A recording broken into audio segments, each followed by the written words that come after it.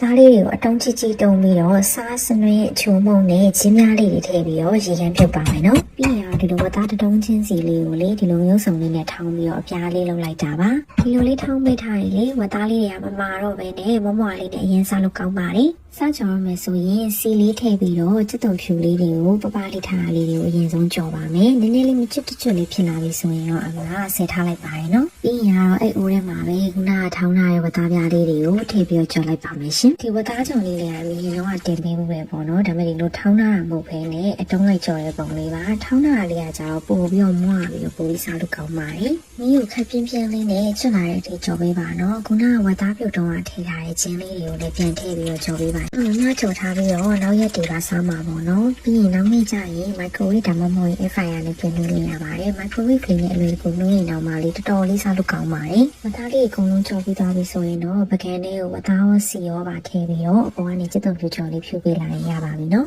မုံလောက်လေးကိုကိုယ်စိတ်ကြိုက်တုံးလေးတုံးထားပါတယ်ပြီးတော့ကျက်တုံဖြူနဲ့ကျက်တုံလေးကိုလည်းကစင်စင်လေးလေးထားလိုက်တယ်ပေါ့နော်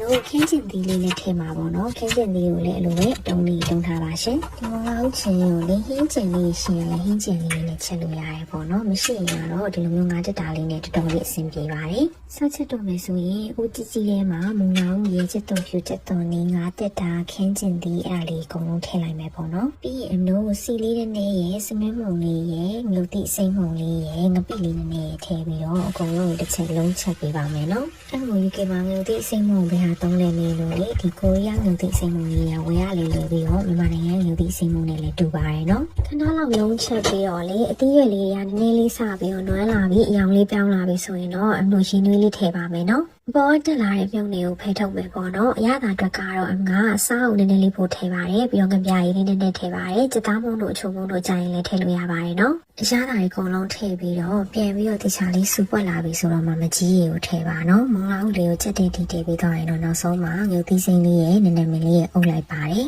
ဒါဆိုရင်ကတော့အရင်စားလို့ကောင်းတဲ့ချင်းဟင်းရဲ့ဝတ်သားကြော်လေးရဲ့ရပါပြီနော်